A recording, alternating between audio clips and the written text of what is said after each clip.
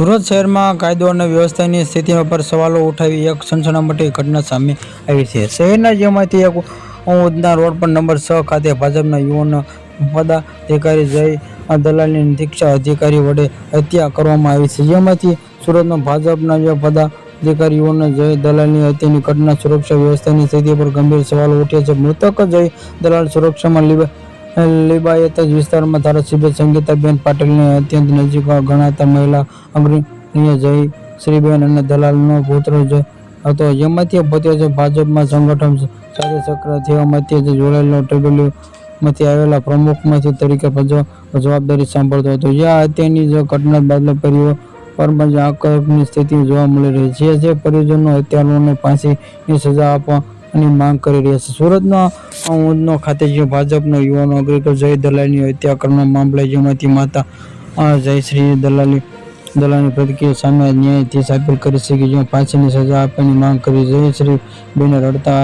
અવાજે જણાવ્યું કે 21 વર્ષનો એક પુત્ર જય કોઈ મિત્રનો ફોન આવતા રાતે 8:30 વાગ્યે ઘરેથી નીકળ્યો. ત્યારબાદ મધરાતે તે ફોન આવ્યો અને ગંભીર રીતે વાગ્યા હોસ્પિટલ ખસેડવામાં આવ્યો સુધીનો એવો દમ તોડી દીધો. માતાના આદેશ અનુસાર મિલિંદ શકલી, પંકજ પાટીલ સહિતના 3 આરોપીઓને તેમના પુત્ર પર તોફાની હત્યાનો હુમલો કરીને લોહીલુહાણ કરી નાખ્યો હતો. આરોપીઓ તાજેતરમાં પાસામાંથી બહાર આવ્યા છે. તેમની આશંકા હતી કે જયના કારણે તેમની જેલ થઈ છે. જ્યાં અદાલત રાખીને કૃત હત્યાનો અંજામ આપવામાં ભયભીત માતા એ માંગ કરી છે કે પ્રશાસન ગુનેગારોને ફાંસી આપે જેથી અન્ય કોઈ માતા દીકરીને છીનવાઈ ન જાય. પોલીસે સમગ્ર ઘટના અંગેનો તપાસ શંખ ગતિમાન કર્યો છે.